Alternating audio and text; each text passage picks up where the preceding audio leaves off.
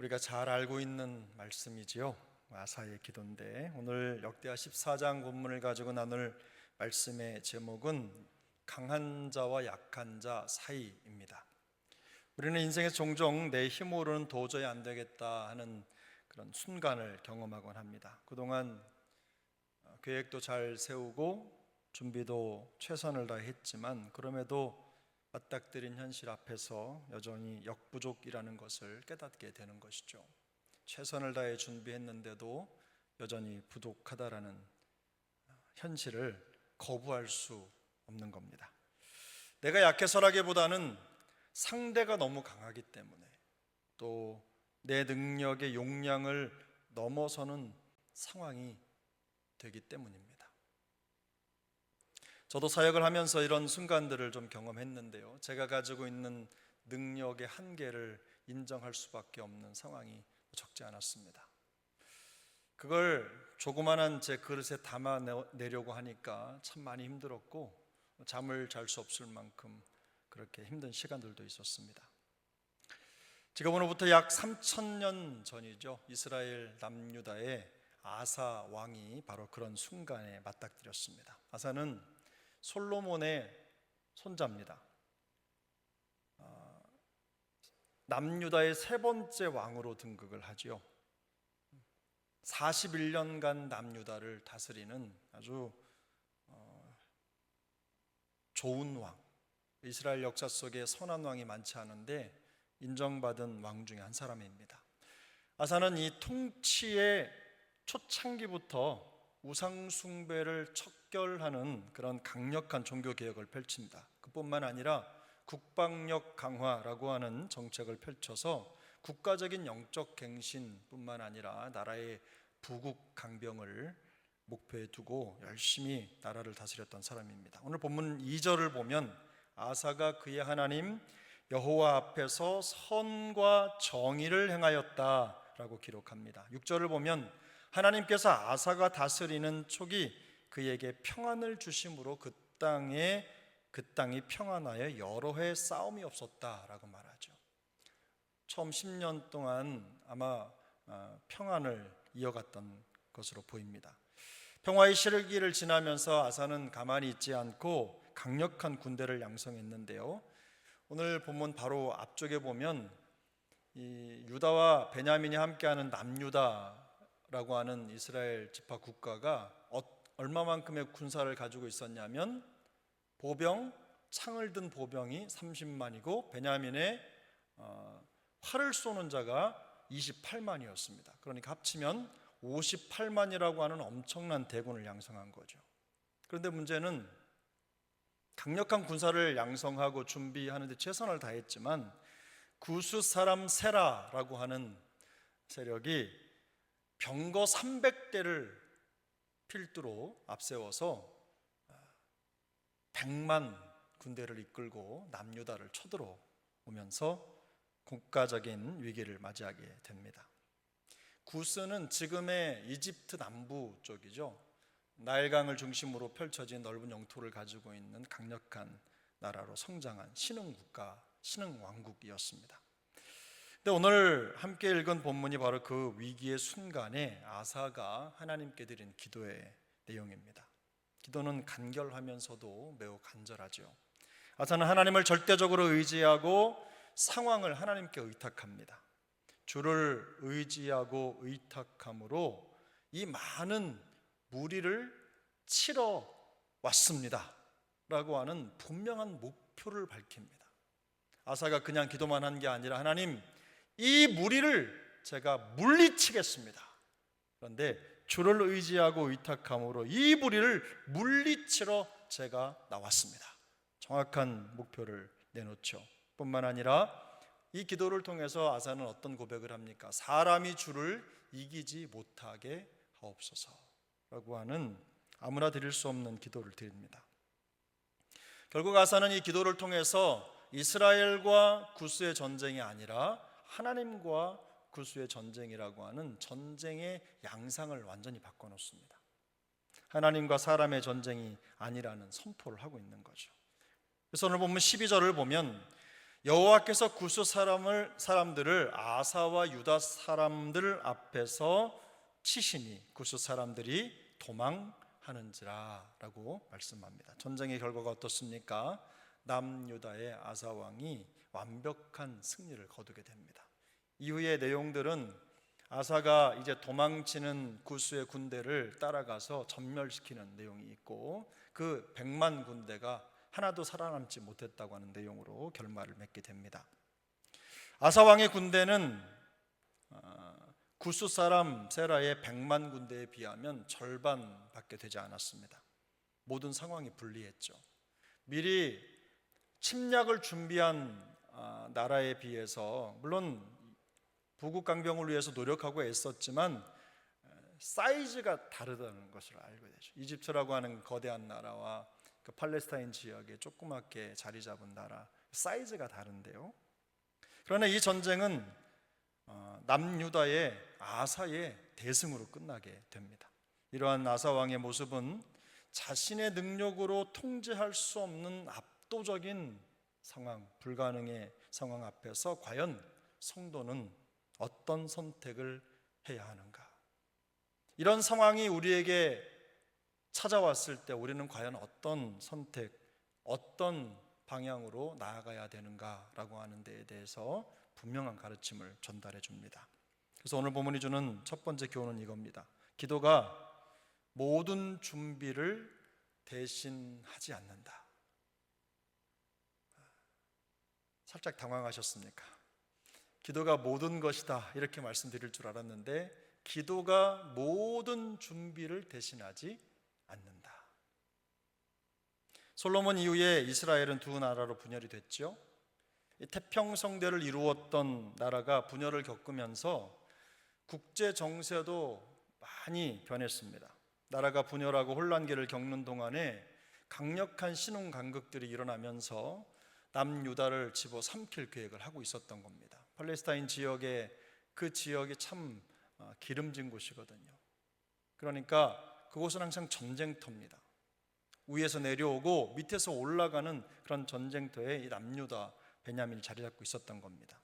아사 왕은 이러한 나라박 상황에 대해서 어느 정도 예상을 했던 것 같습니다. 그래서 종교개혁, 나라에 가득한 우상을 물리치고 하나님 신앙, 여호와 신앙을 되찾는 운동뿐만 아니라 국방력을 갖추려고 무던히 애를 썼어요. 그래서 열심히 성벽을 건축하고 문을 달아 고치고 또 사람들을 훈련시키고 해서 무려 58만 명이라고 하는 엄청난 군대를 양성합니다. 그러나 그 역시도 구스 사람 세라의 100만 군대 앞에서는 여전히 역부족이었던 것이죠. 우리가 놓쳐서는 안 되는 내용이 있는데, 비록 아사 왕의 군대가 구스 사람 세라의 군대보다 적은 수이기는 했지만 그 군대에 비하면 그저 반토막밖에 안 되는 정도의 힘이지만 그가 아무것도 준비하지 않고 무방비로 앉아 있었던 것만은 아니라는 겁니다. 그는 기도했습니다. 그러나 기도만 하지 않고 또 기도만 하고 아무것도 준비하지 않는 그런 어이없는 명성가가 아닙니다. 최선을 다해 현실을 준비하고 자기 상황을 돌보고 그리고 전쟁을 준비한 겁니다. 힘을 키운 겁니다. 군대를 정비하고 국방을 튼튼히 했습니다. 철저하게 준비했지만 그러나 여전히 턱없이 부족했습니다. 준비해도 부족한 겁니다. 그런데 준비해도 부족하다는 이유 때문에 아무것도 하지 않는다면, 그리고 포기해버린다면 그것은 결코 하나님의 사람이 가야 될 길이 아닌 거죠. 아무리 준비해도 부족하다 하더라도 우리가 할 수 있는 것들을 하는 겁니다. 하나님께 도움을 구하는 기도의 근거가 바로 거기에 있는 겁니다. 내가 할 수 있는 거, 내가 준비할 수 있는 거, 내가 마련할 수 있는 것들을 최선을 다해 준비하고 그것이 기도의 불쏘시개가 되도록 하는 거예요. 그게 바로 성도의 삶입니다. 그러므로 기도로 내가 준비할 수 있는 것을 대체하려는 그런 잘못된 신앙을 버리셔야 합니다. 그건 믿음이 아닙니다. 부족할 수 있지만 매 순간 철저하게 준비하고 최선의 노력을 기울이는 것, 그게 바로 성도의 올바른 삶입니다. 이런 삶을 회복할 수 있기를 축복합니다. 두 번째로 우리가 배워야 될 것은 가장 확실한 전투태세의 완성은 기도다.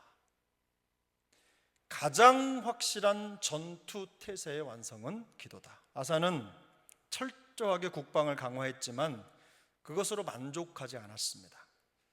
그렇게 준비해놓고 그는 기도했어요. 모든 준비를 넘어서는 최후의 준비가 기도라는 것을 한 번도 잊어본 적이 없었기 때문입니다. 그는 이 기도에서 자기를 약한 자라고 표현을 해요. 약한 자.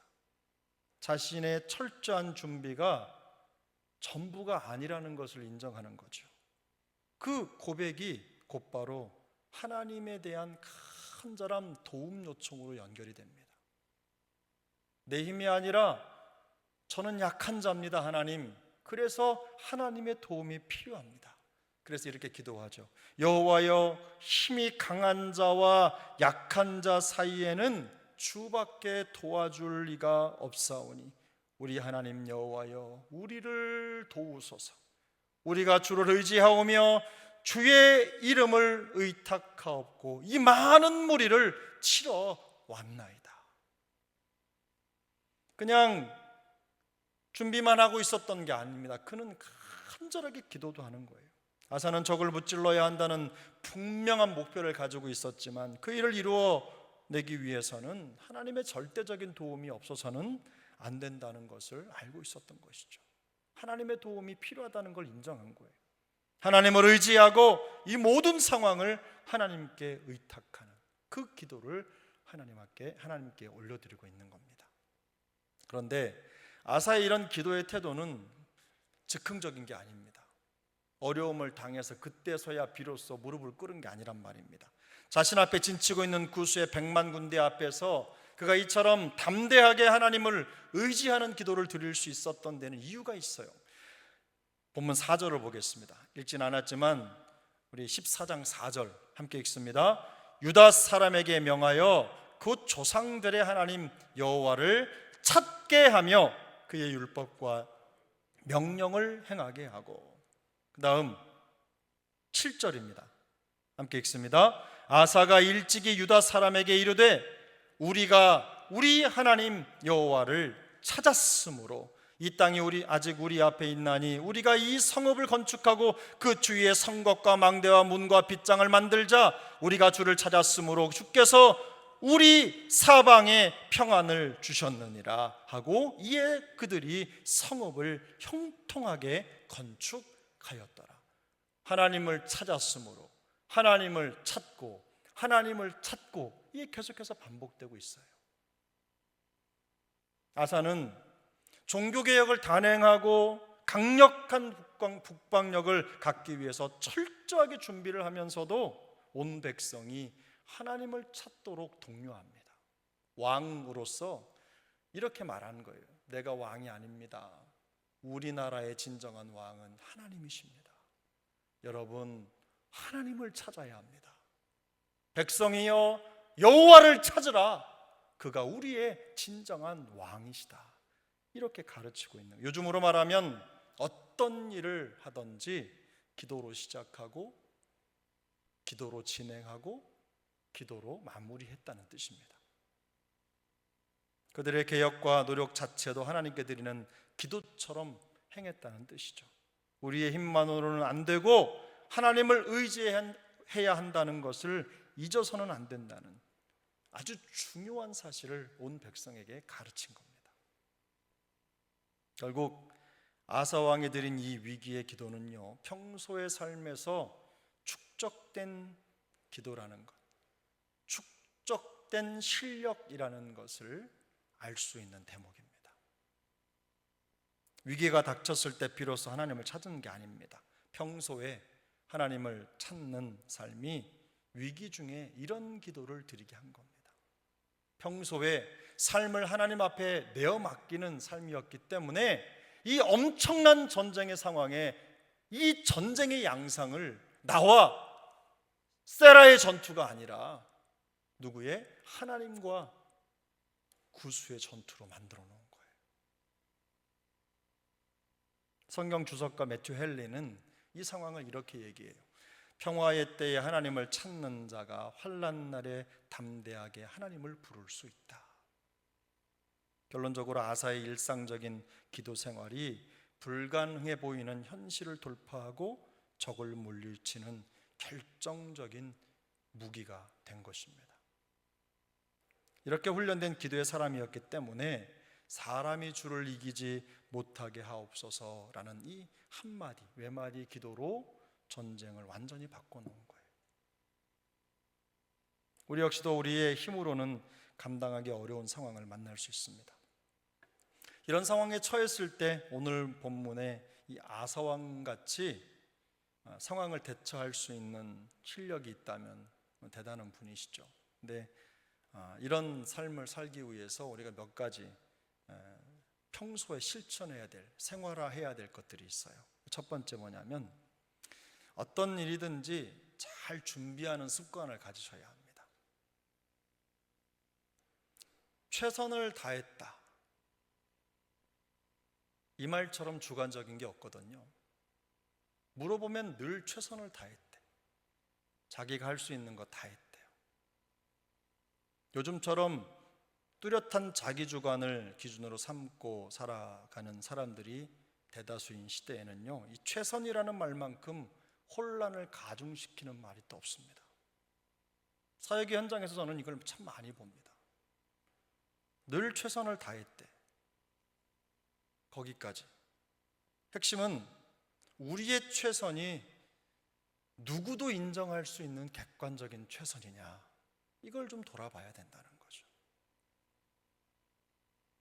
국어사전은요, 이 최선이라고 하는 말에 대해서 두 가지로 의미를 요약합니다. 하나는 여러 가지 선택지나 상황 중에서 가장 훌륭하고 이상적인 상태나 결과, 이것을 최선이라고 말하고, 두 번째, 또 다른 의미에서는 어떤 일에 자신의 모든 노력과 에너지를 쏟아붓는 태도, 이렇게 최선을 정의합니다. 그런데 이런 개인의 최선이 제대로 평가를 받기 위해서는요, 내가 할 수 있는 모든 것을 다했어 라고 하는 나 중심의 감정이나 느낌 정도를 넘어서야 된다는 거죠. 모든 것을 종합해 볼 때 가장 이상적인 결과나 선택에 초점이 맞춰져 있느냐, 내 최선의 초점이 맞춰져 있느냐, 이걸 점검해야 된다는 것입니다. 그래서 단순히 열심히 했다가 아니라 현재 상황에서 가장 나은 선택을 하고 있는지, 그것을 이루기 위해 노력했다는 것에 내가 초점을 맞추고 있어야 된다는 겁니다. 그리고 늘 더 좋은 결과를 위해 최선을 다하고 있다는 것은요, 그것이 사역이든 삶이든 어떤 것이든 과정과 결과로 나타나게 되어 있습니다. 내가 기도에 힘쓰고 말씀을 읽고 하나님의 말씀에 내 마음을 쏟고 있다면 반드시 그게 보입니다. 그게 나타납니다. 그게 최선인 거예요. 누구도 인정할 수 있는 어떤 내용들. 그러므로 어떤 일에든 우리가 마음을 쏟고 잘 준비하는 습관을 갖기 위해 항상 노력하시기를 바랍니다. 우리 설환희 권사님이나 지휘자들도 계시지만 찬양대를 지휘해 보면요, 우리 찬양대원들이 마음을 다해 찬양을 하고 있는지가 다 보여요, 앞에서 보면. 근데 지휘자는, 과거에 제가 소시적에 그 지휘 조금 할 때 이 찬양대원들이 열심히 안 되는데 열심히 노력하니까 마음속에 감동이 돼요. 정말 감동이 돼요. 그렇지요, 권사님? 진짜 그래요. 진짜로. 잘하고 못하고를 떠나서요, 열심히 준비하면, 최선을 다하면 그게 보이거든요.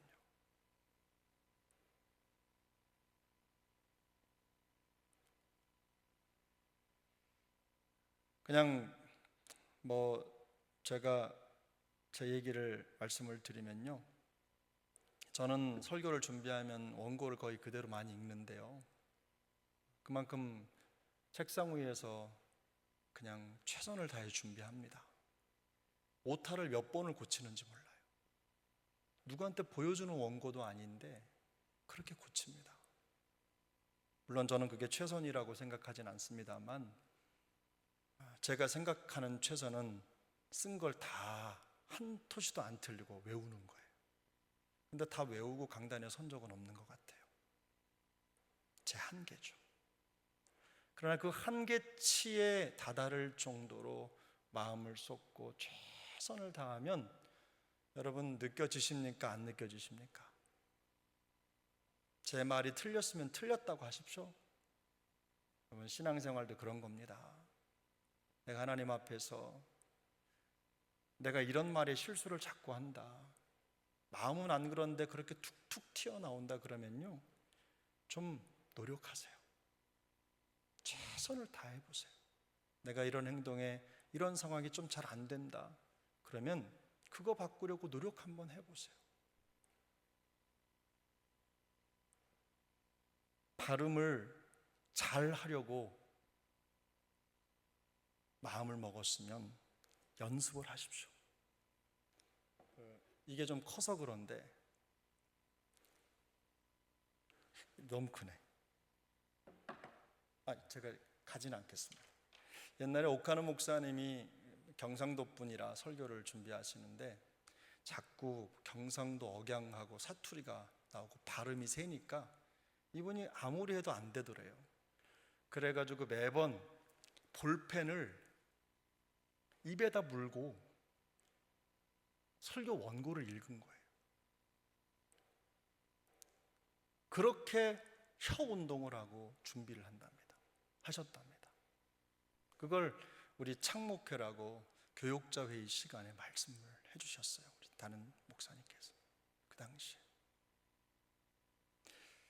완벽하진 않아도 그걸 넘어서기 위해서 최선을 다하면 반드시 표시가 나게 되어 있습니다.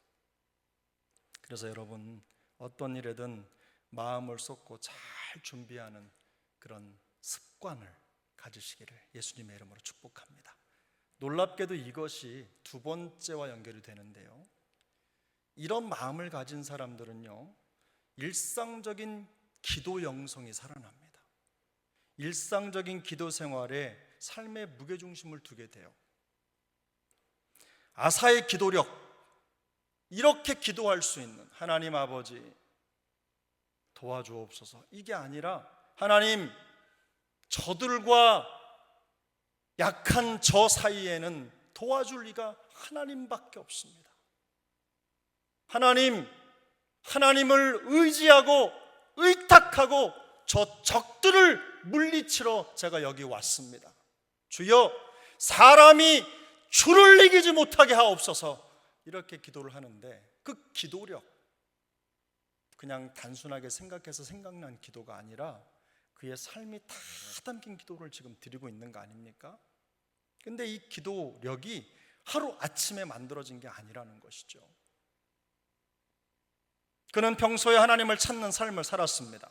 그리고 온 백성들에게도 그것이 삶의 최우선이라는 것을 항상 강조했어요. 그걸 가르친 거예요. 기도합시다, 말씀 봅시다. 그러면 목사님, 제가 얼마나 바쁜 줄 아세요? 하루에 한 장 읽는 것도 어려워요. 목사님, 저 정말 힘들거든요. 하루 종일 일하고 피곤하고 어려워요. 그래서 기도할 시간이 없어요. 말씀 읽을 시간이 없어요.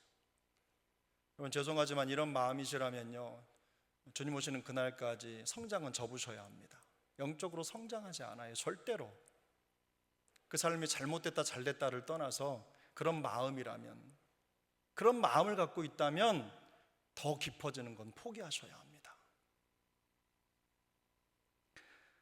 여러분 보세요. 우리 11절을 한번 더 읽어보겠습니다. 우리 11절 시작. 아사가 그의 하나님 여호와께 부르짖어 이르되 여호와여, 힘이 강한 자와 약한 자 사이에는 주밖에 도와줄 이가 없사오니 우리 하나님 여호와여, 우리를 도우소서. 우리가 주를 의지하오며 주의 이름을 의탁하옵고 이 많은 무리를 치러 왔나이다. 여호와여, 주는 우리 하나님이시오니 원하건대 사람이 주를 이기지 못하게 하옵소서. 여러분, 이 기도를 댁에 가셔서 20번만 읽어보세요. 20번만. 기도할 때 이 기도가 떠오릅니다. 그리고 이렇게 기도할 수 있게 되는 거예요. 이 성경의 언어를 가지고 기도하게 되는 거예요. 아사왕이 드린 기도의 핵심은 이겁니다. 하나님을 의지함, 하나님을 의탁함이라고 하는 기도의 핵심 원리를 가지고 있어요. 주를 의지한다 할 때 이 의지라는 말의 의미가 무엇인지 아십니까? 힘이 다 빠진 병사가 창을 땅에 꽂고 그 창을 의지해서 일어나는 그 모습을 연상하는 단어예요. 다리를 다쳐서 일어날 수 없는 분이 목발을 의지해서 힘을 줘서 그 목발에 힘을, 체중을 실어 일어나는 그런 모습을 갖고 있는 거예요. 완전히 몸의 체중을 거기에 올려놓고 기대어 선다는 거예요. 그러므로 주를 의지한다는 말은 무슨 말입니까? 하나님을 전적으로 기대어 그분을 의지한다, 이런 말이에요. 내 삶의 중심을 하나님께 둔다는 거예요. 이처럼 하나님께 기대는 기도의 삶이 매일의 일상이 되도록 하는 것, 이게 중요하다는 겁니다. 평화의 시간에 기도하는 사람은 고난이 오면 더 기도합니다. 평소에 하나님을 의지하며 기도하는 사람은 자기 확신이 아니라 하나님에 대한 믿음의 확신으로 살게 됩니다. 저는 우리 모두가 다 이런 기도의 사람이 될 수 있기를 소망합니다. 매 순간 매일 그저 찾아오는 기도 시간, 그 길이와 상관없이 그 기도에 내 삶의 무게를 얼마나 올리고 있느냐가 바로 우리의 승패를 결정하게 되는 것입니다. 세종안교회가 기도하는 교회 될 수 있기를 바랍니다. 세종안교회 모든 영가족들이 하나님께 기대어 서서 살아가는 하나님 중심의 사람들 될 수 있기를 축복합니다. 사랑하는 자녀들을 위해서 기도할 때 어떤 기도를 여러분 드리십니까? 요즘에 우리 말씀 기도 계속 읽고 있는데 말씀에 근거한 기도를 하나님 앞에 드리고, 우리 사랑하는 자녀들이 기도시키면 기도할 말이 없다고 하고 무엇으로 기도해야 될지 모른다고 하잖아요. 그때 그거 주면 되는 거예요. 말씀으로 만들어진 이 기도 읽어라. 성경 속에 보면 기도가 얼마나 많은지 몰라. 그 기도를 읽고 또 읽고 읽고 또 읽어서 너의 기도가 되게 해라. 이렇게 하시면 돼요.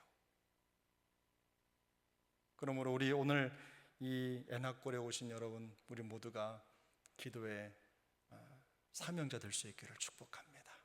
기도력, 아사왕의 기도력이 바로 우리의 기도력이 될 수 있기를 예수님의 이름으로 축복합니다.